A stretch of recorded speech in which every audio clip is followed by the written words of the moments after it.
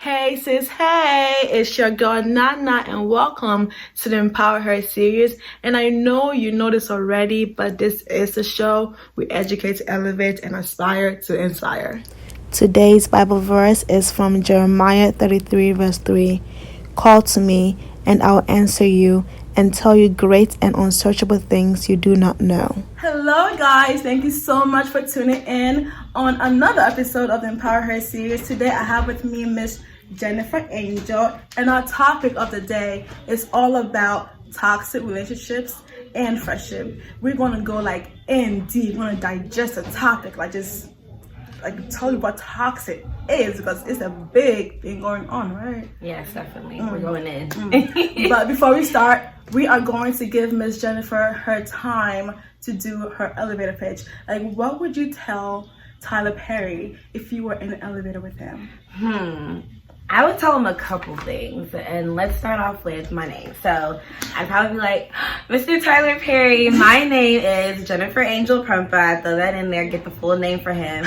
And then I would be like, I'm so happy to meet you. I'm admired by the type of person you are. And then I go in and just start talking about me. I am a current graduate or recent graduate of a high university with a Bachelor of Science in journalism.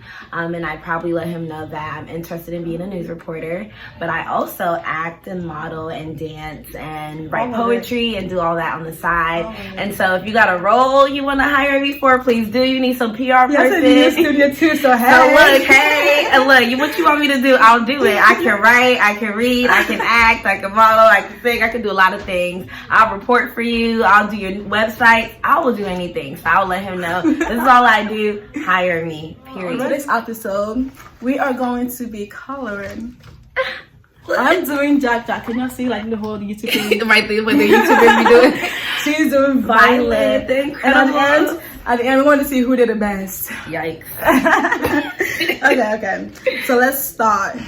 So when we say toxic, what do we really mean by the word toxic? When I first heard the word toxic, I'm thinking poison. Right. I want to tell me I'm toxic. Am I poison? What does that mean?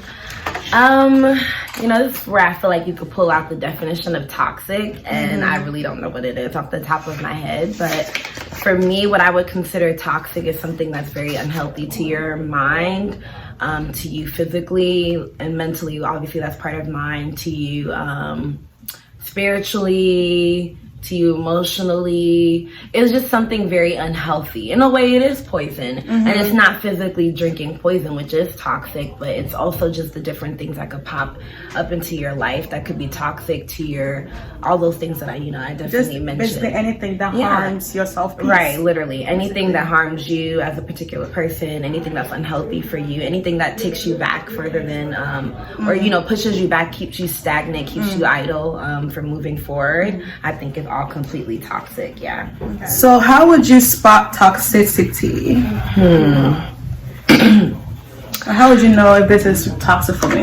Well, are we saying me personally or when I'm looking at other people? Do both. We need both. Okay, so I can only speak from experience. So when I think of me and the toxic relationships or friendships I've been, they were the ones that brought the most pain to me. They were the ones that were most harmful. They were the ones that had me thinking of terrible, dark things. They made me depressed. They had me suicidal. They had me in just different terrible things, and I was like, this actually really isn't healthy. When I'm around this person or these group of people, I'm not happy. I don't feel okay. I'm thinking negative thoughts. I may feel like I need to be intoxicated to be around this person or have fun with these people.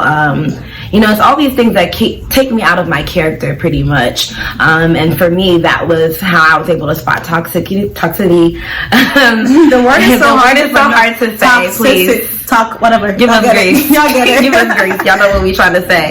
But that was how I was able to, you know, spot something that was toxic, because it was like, wow, I'm not moving forward. I'm not happy. I'm not okay. This is really bad for me. When I'm probably away from this person and group of people, I might be a little bit better. But in this moment, I feel like I'm in a box, and it's just a lot of like pain. And that was just personally for me. But how I'm able to spot it for other people, I think it's easier to spot with family members and friends that you personally know, and you know how they act, you know their character, you know the type of person they are. And maybe when they started hanging out with this particular friend, they started hanging out with these group of people, maybe if they started hanging out with this significant other, and even family can be also toxic. So if they started hanging out around a certain family member, they started acting different. They started, you know, being maybe more defensive, you know, they were always covering themselves. They didn't want to go places. They didn't want to do anything that they normally do. They were just not themselves. And so I think it's easier to spot with people you know, because then you're like, hey, no, you're not acting the way that I know you to act. What's really wrong? Like, you know, is everything in your relationship okay? Is your friend, well, you know, what's going on in your friendship? What's going on in your life? They start doing complete opposite things. And I think that's how some friends were able to spot it for me in that way. They were like, Jennifer's acting really different. That's not how Jennifer acts. And it's these, you know, real friends, they were able to spot it out, and they were like, it's because you are around these group of people, and you're, you know, with this particular person, and we know you not to act like that. So like, what's going on? Like, how can we help you? And so I think when you know people and you know how they act, and you know the type of character they have, it's easier to spot in that particular person the toxic things that's going on, or at least to spot something is changed, something is different, and then try to get to the root of the problem. So, you know, when you were talking about spotting it for yourself, I feel like to spot toxic relationships, you have to know who you are. That's true. Because you're saying, like, if you realize you're changing, how would you know if you're changing? You don't know who you are. So I feel like it goes deeper into like knowing who you are, knowing what you stand for. Yes. And if they are changing what you stand for and how you perceive life and what you see, then that's a toxic relationship. Yeah, I agree. And I mean, it sounds crazy because sometimes I'll probably say that maybe I don't think I know exactly who I am. We're still learning ourselves. And I feel like that's a lifelong journey. It's a life journey. Because things change, life change, things happen. Yep. Something is always happening. So I mean, you have to at least have an understanding of who you are. That probably will help you know, but it's just like, you have this idea of you and you spend the most time with yourself, and so when you are around other people that are bringing you down, you know that that's not how you feel, or you're not happy with the way you feel with these particular people, because that's not how you normally act. And so I think just anything that causes a shift mentally, spiritually, and physically in you, for the bad, for the worse, for not good, for unhealthy purposes, is considered toxic. Okay. Yeah. So what are some of like your personal experience with toxic relationships? Experiences, I could say for one that this is very big. I think very big in the community that a lot of people don't talk about is abusive relationships. And I'm pretty open with talking about this. You have to see my progress. That's so funny.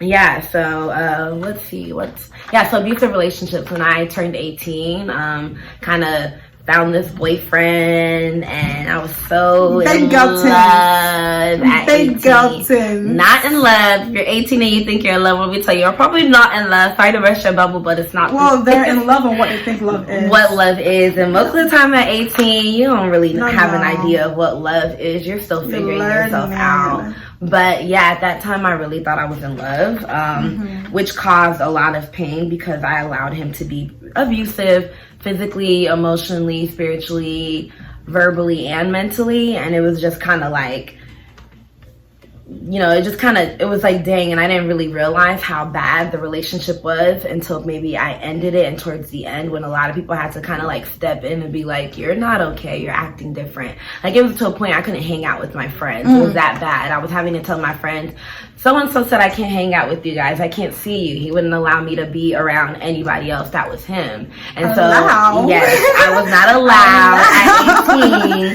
He was literally, yes, it was that ridiculous. Yep. It was that crazy. And so it was just, that was very toxic for me. Those were my personal experiences, and it just took like a few what's the word, like interventions with certain people to kind of get me to that point. And even afterwards, it took me a little minute to realize like I was really in an abusive relationship. Just to spare details, it was just kind of like I didn't really realize, because I'm thinking, oh, he's not doing X, Y, and Z, so it really wasn't that bad. But it was like, no, he still put his hands on me. He still said these terrible things. He still kind of controlled my life. So it was like, yeah, it was that bad. Like, I shouldn't sugarcoat that it was that bad, maybe because I didn't think, you know, I was ending up in the hospital, that I was okay. But no, that, you know, the further I let that along, the worse that situation could have been. So in that situation, like, did your friends and family like say anything to you to grab your attention? I didn't really tell anybody, so nobody knew. And that's also the problem, is when we're dealing with things that are really hard, we tend not to tell anybody. Yeah. So it's just really like, you know, I hate having to be like, tell somebody, but I understand what it feels like to not want to tell somebody what's going on in your life. But when it's really bad, you should let someone in. And I'm an advocate for, you know, learning to speak up and tell people like, okay, you know what, I'm not okay and this is what's happening. Only because if you continue to let it in, it really blows up eventually. And that's kind of like a personal testimony for me. When I didn't speak up about things that I let harbor, and I turned like 24, and things started hitting me, and I was like, dang, I should have dealt with that when I was like 18. I should have dealt with that when I was younger. I should have waited. You realized it. Yeah. But you don't want to wait that long is basically what I'm trying to say. Like, don't wait. I'm 25, about to be 26 next year. And so 24 was just last year. Around 23 is when I really started having to deal with some of the things that I've been through. And I was like, dang, I kind of wish I dealt with that earlier so I didn't have to enjoy my, you know, I could really enjoy my mid-20s or, you know, get older without having to really, you know, relive the past pretty much. And so, yeah, don't wait to the very last minute. Don't end up being 30 when you're like married and have kids, wanting to deal with your problems then. Really, if you have anything that you have going on, deal with them now. But that was something then my friends, we were all young. We were all 18, 17. Ooh, that could have been a disaster. We were all 18, 17. So they didn't really understand the abusive relationship, if that makes sense, because you're 18. So, you know, I don't know how to explain it. It's just really weird. Like, if you've never been in that, you know, in that situation, it's hard to really understand. You know, I've had conversations with them, those that have been with me since that situation, and they were like, yeah, we were just all dumb, young, and naive. And they were like, you know, if we had the mindset we had now when we were 18, you know, we would have really tried to pull you out of that situation, and, you know, other things. It was minor, you know, when I told them I couldn't hang out with them, they just kind of were like, okay. And, you know, they would say little things. They'd be like, why doesn't so-and-so like us, and blah, blah, blah, blah, blah. You know, they'd have their little minor things to say. If,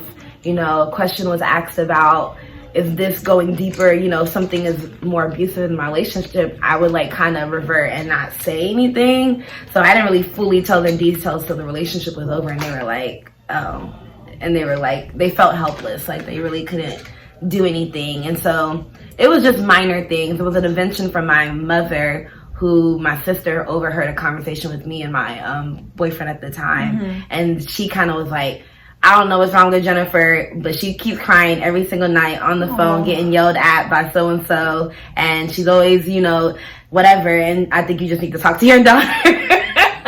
And my mom overheard a conversation with me and him on the phone in the middle of the night, and she started banging on the bathroom door, and she was like, please get out the bathroom. I was like, what? She's like, hang up the phone. And her and my stepdad had a conversation with me. And I grew up in an abusive home, so my mom was able to, you know, kind of tell me a little bit like, this is how your father acted, and I don't want to see you go through that particular thing as well. And she was like, you need to break up with him. And I was like, oh, okay.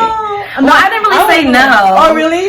The thing is, I think I love him. No, I did a lot of that beforehand. Okay. So there was a lot of times in that relationship where he kept trying to break up with me, and I'm the dummy, and so I'm on my knees. No, don't leave me. I'm so in love with you. We're gonna get married. We're gonna be together. I want to be Miss whatever. And he was like, Jane Afghani, we gotta have our Ghanaian Nigerian wedding. All these dumb things, and I'm like, you are just like this person to me. I'm 18. I'm stupid. You're my first real boyfriend. I want him to be like their for the rest of my life. When my mom stepped in and was like, after all these months of like begging for you to stay with me, I really took her advice, and I was like, you know, I'm gonna tell him I don't want to be with him anymore. And then the tables flipped. He didn't want me to go, because of course when you're controlling someone, realized that he was gonna lose me. So it was all this, no, give me another chance. And yeah, it took all of that. And the relationship really wasn't that long, even though when I say, I think it was about 9 months, and that was short, but a lot happened in 9 months. 9 months can create a human being, so that's a long time. 9 months can create a human being. And so 9 months, a lot of things happened, even though I sit back and I'm like, I think that relationship was only 9 months long, but it was like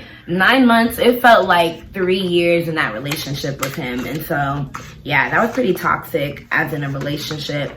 I've had some toxic friendships where I just found myself being out of character, drinking a lot, smoking a lot, doing all these things that really weren't me. And it took friends kind of stepping in and being like, you're not acting like yourself. And we know you're not this particular person, and we see the people that you're hanging out with, and they're influencing that, and they're making you do these things, or you feel obligated to do these things, and we just want to know what's wrong. And that is golden. Yes. I have a friend that does that. It was very golden, and I was golden. Like, yeah, you're right. I haven't been acting like myself, and I haven't been acting like myself because I wasn't dealing with my problems, and I was using like substances and friends to kind of just cover my issues. And it progressed because I wanted to be around the people that didn't really dig deep into my life. They didn't really, I didn't have to be deep with, I didn't have to uncover. I could just be like fake and be this person that I really wasn't, and nobody would question me about it when I was with these particular people.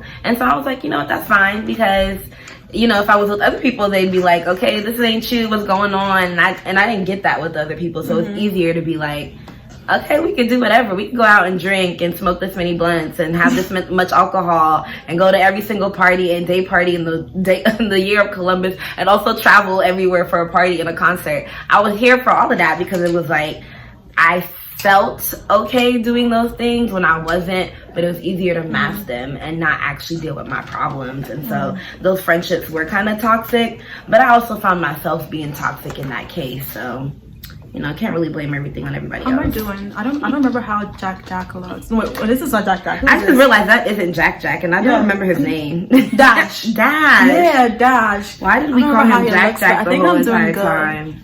Yeah. Okay, so when you see that someone is being toxic, like let's say if your mom is being toxic, your brother or somebody, how do you love on that person? Because toxic comes from like being not healed from something. Yeah. Like how do you love on that person? Like how do you help them come out of that state to be better? I think loving on a toxic person comes more from like family. I feel like that's the most time that you can really be like, but I love this person the most. Unless you're like married to someone that's toxic, which of course vows step in, and then maybe a little harder to be like, oh, I don't want anything to do with this person. But it is a lot harder when the person is a family member of blood, like your mom, your dad, your sister. It's such a good question. How do you love on them? I don't know. I don't think I've mastered this yet. I haven't either, but I would say like I will have a conversation with you. Yeah. And they say like a word to the wise is enough. Is that a thing? Yeah, that's a thing. So like I'll have a conversation with you, hoping that would be enough for you to like realize what you're doing, what like it's not good for you. Like I don't know.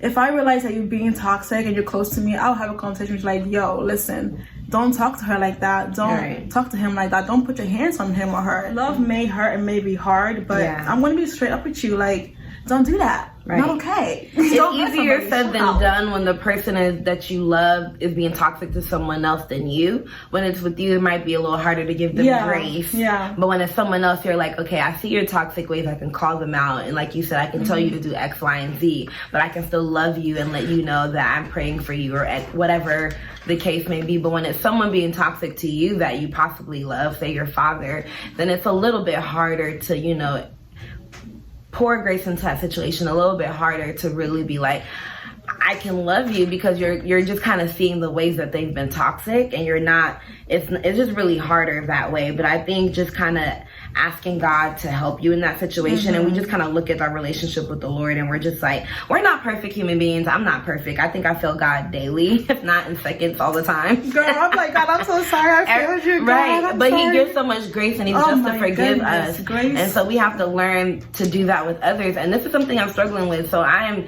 preaching to myself when I say we have to learn to forgive and love people the way God forgives and loves us, even when we mess up. Yeah. And I don't know how that looks like, because I have not mastered that. Yeah. But it's something that I think we have to learn to start doing, and just asking God to really help us in that particular part. Yeah, grace is very, very relevant in any type of relationship, honestly. Right.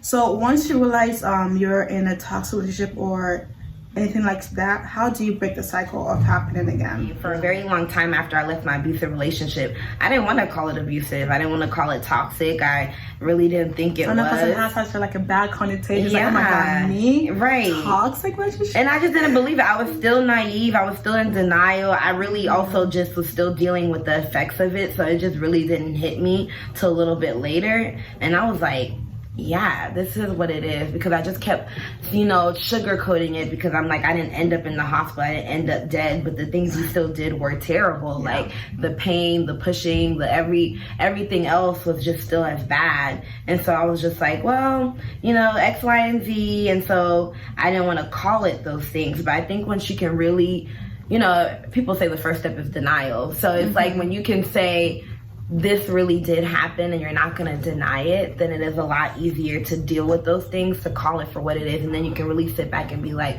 okay, so these were the red flags that I ignored because I was so in love. And these are the red flags that I ignored because I wasn't being naive. Oh, love. And so these are the red flags that I need to watch out for the next time I'm in a relationship, to make sure that I'm not putting myself in another abusive relationship or another toxic friendship, So just realizing what that is, and for you in particular, and what your boundaries are, and then being able to just be like, I'm not putting myself in a situation like that. And when you meet someone new, friend or, significant other that you're trying to pursue, that you will let them know boundaries up front, that this is what I'm not okay with, and this is what I am okay with. And then when we cross this line, this is how we should, communicate about that. And then hoping after that, y'all will, be able to decipher whether or not the friendship or relationship is worth continuing. So I think when it comes to breaking the cycle of toxic relationship, it's leaving it.